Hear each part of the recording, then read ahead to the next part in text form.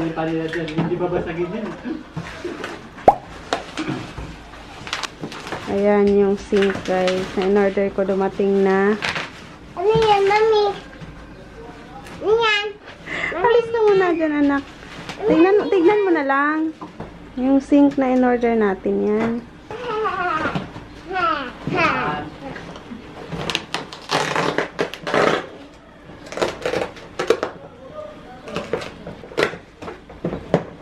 Hindi, kompleto daw, sabi ni ate.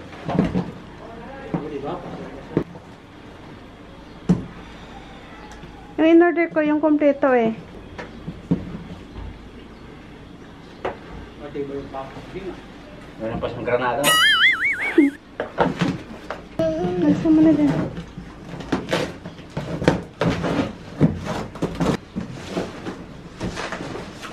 Matibay.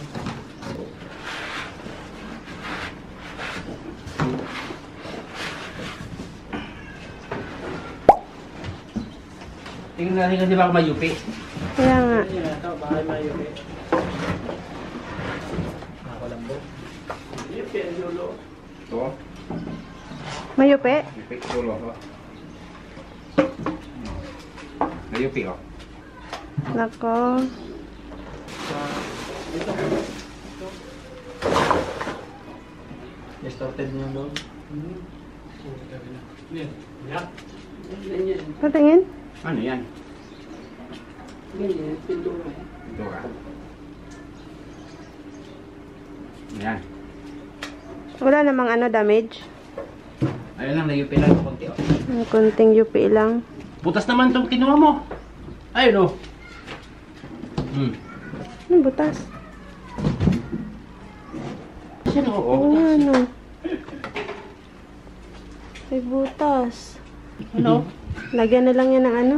Naman. Sealant ba? Ano ba yan? Maliit lang naman. Balik mo. Isa mo yung ano, yung nag-deliver, hindi-deliver mo ka mo. Kasi ito yun oh. Natanggal siya oh. Natanggal na. Oo. Natanggal kasi oh. Welding. Hindi pwedeng welding. Kung i-welding mo yung lalo niya mabutas. Ano pwedeng i-welding na pre? Pwede yan. Walang strainer? Meron lang ah. Kompleto naman. Wala. Strainer? Wala yan yung dito sa... Wala yan sa ilalim yan eh. Oo yan. Ayan. Ayun lang may sira. Butas. Kompleto siya, Tapos pero naipit. may kunting damage. Ayan o, butas. Okay naman siya, no? Makapal din. Butas pag gilid. Ano yung puti? Butas? Butas siya daw. Hindi, yun doon.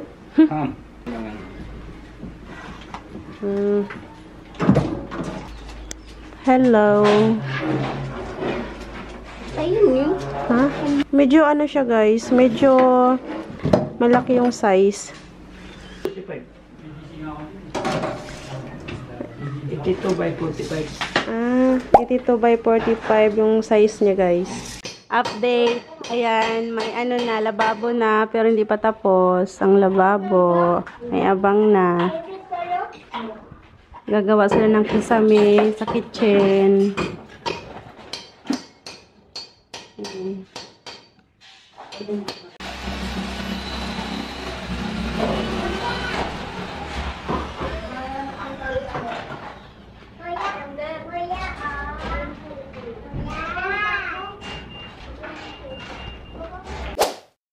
Ano na, 5:30 PM na. Nalagyan na po ng ganyan. Ano bang tawag dyan? Hamba ng cabinet ba tawag dito? Ayan ang ginamit nila, tubular. Hanggang doon. Ayan, meron na ring abang.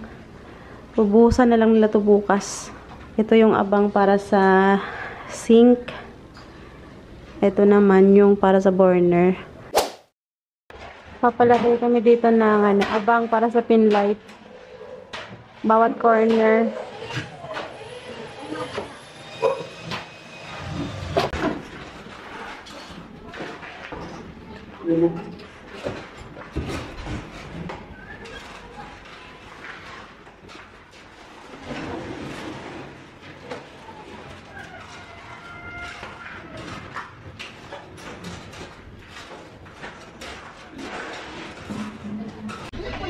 Yay! Dumating na ang ating burner, guys. Kaka-deliver lang. Titignan namin kung may damage or wala. Sana wala. Ba, tumulong din ang bulilit.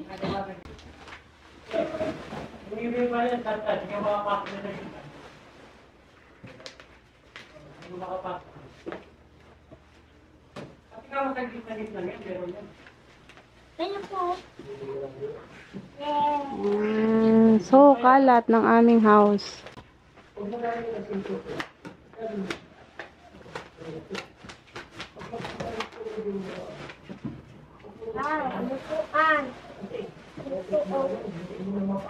Bakit tayo?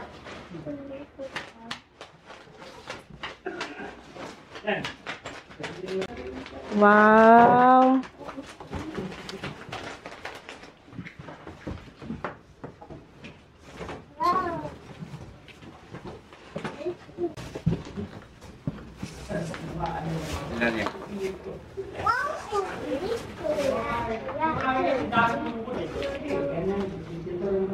Wala namang damage.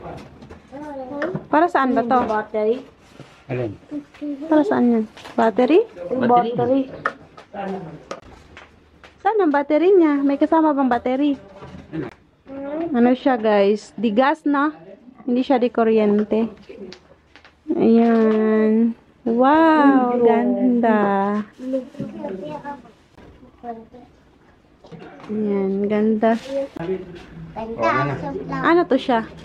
Ano? Ang tawag matic kaya? Yan mo yung kung ano yung gusto mong kanakas. Ayan, guys. Pang mayaman yan ah. Fine seal. Ano ito dito? Oh, fine seal. Ayan. Parang pang mayaman. Maganda siya. Wala siyang damage. Thank you, Sailor. Titignan natin mamaya. Tatry natin. So, ayun guys. Update ko po ulit kayo. Ito, para po to sa gagawing mini counter bar. Kasi hindi pa tapos. And, nabuhusan na rin po ang ating lababo. Ayan, pa-L po ang ating lababo. Tiles na lang po ang kulang. Tapos dito, lalagyan din nila yan ng cabinet sa taas. Ayan, tapos dito, lalagyan nila yung open na cabinet. Abangan nyo na lang guys, yung magiging itsura ng ating kitchen, ng ating lababo. Naglagay na rin sila ng mga wiring, tapos magpapalagay kasi ako ng abang para sa pin light, bawat corner. Ayan. Kaya naglagay din sila ng mga wire dyan. Ayan, binawasan din nila to. Kasi sobrang laki. Tsaka ito. Ayan, binawasan nila yung poste. Kasi lumubo po kasi yan dito na side eh. Ayan, pinantay na nila. Pero hindi pa yan tapos tiktikan. Tapos meron na tayong sliding window. May kabit na rin. So hindi pa tapos maasintadahan sa taas. Ayan. Na-flooringan na rin ang kitchen.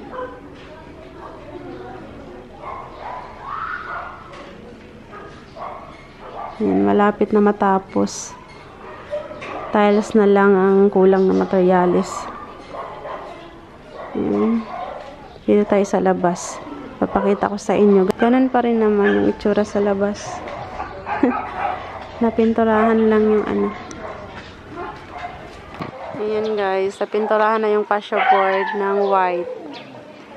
Lahat yan napunta doon. Napinturahan na. Nalagyan na rin ng anuhan ng tubig. Daluyan ng tubig ba tawag yan?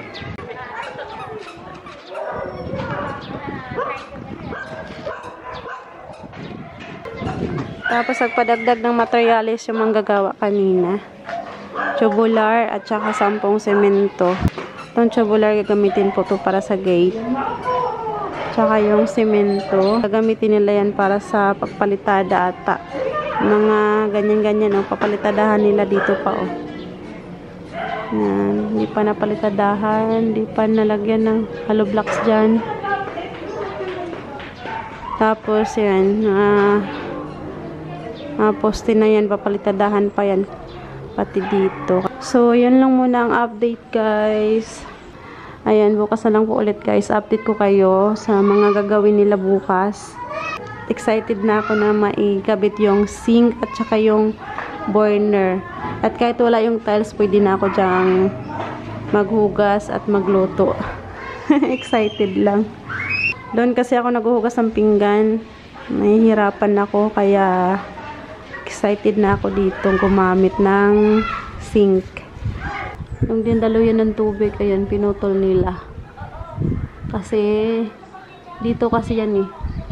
Ayan o. Ililipat nila, galing dyan, papunta doon.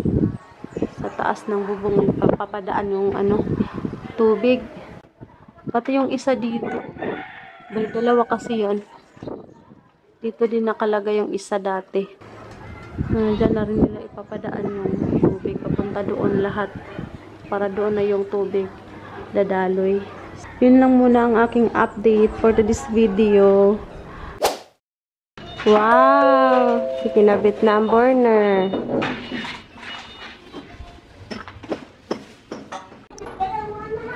Kakabit na rin ang sink.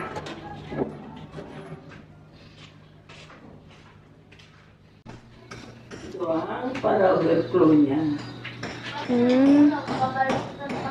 Mas mapuno yan dito doon. Ay, ganun pala yung purpose dyan sa butas. May damage, kaya i-welding.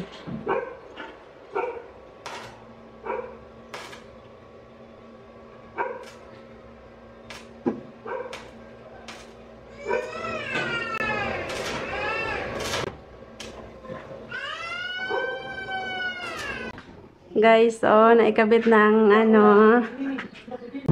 ang ganda niya. Ayan, meron siyang strainer dito. Ayan. Tapos ito, abang to sa isa pang, anong tawag nito? Pusit. Pwede ka maglagay dito na isa pang pusit, guys.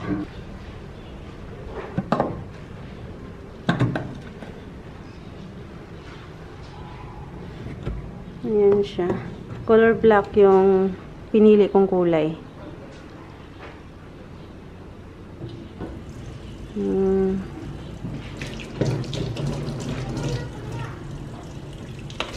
Yay!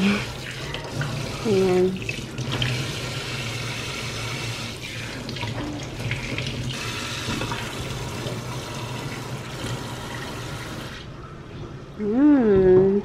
Meron na tayong magandang lababo. Ang ganda na ng ating sink. Ayan.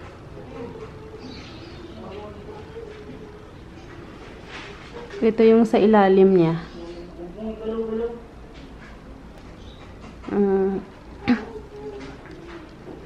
Yay! Tiles na lang yung kulang dyan.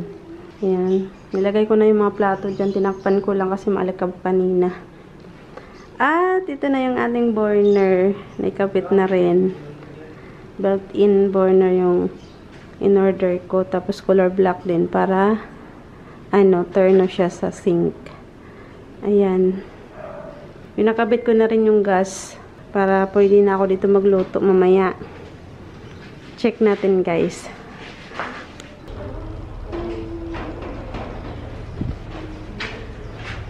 Burner check.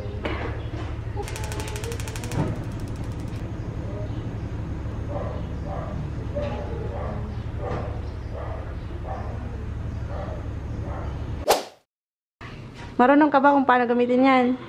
Siyempre ako. Oh, siyempre ako pa. Bibinyagan na ang ating bagong burner. Oh. Oh. Sige nga. Kung marunong. Didiin ko, bago ko ikot lang agad. Didiin mo na. Yan, oh. Galing, ah. Konti lang. Yan, okay na yan. Uy. Uy. Ang isa rin. Ayos, ah. Nagamit na namin yung bagong sink at ang burner. Unang pagluto ng bagong burner namin. Nakakatuwa. Dati. Doon. Nangyari sa camera ko. Ba't ganun?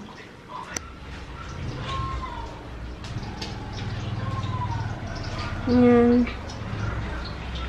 Ate, anong luluto mo, ate? Eggplant. Wow, nagprito siya ng talong. Talagang ano na talaga eh. Tuloy niya talaga ang pagluluto niya dyan eh. Talagang bininyagan mo na yung lutuan na. Hindi mo na tinigilan ang pagluluto dyan na. Meron na akong tagaluto. Sana bukas ganun din ha. Baka ngayong araw lang yan. Ang sipag magluto ah.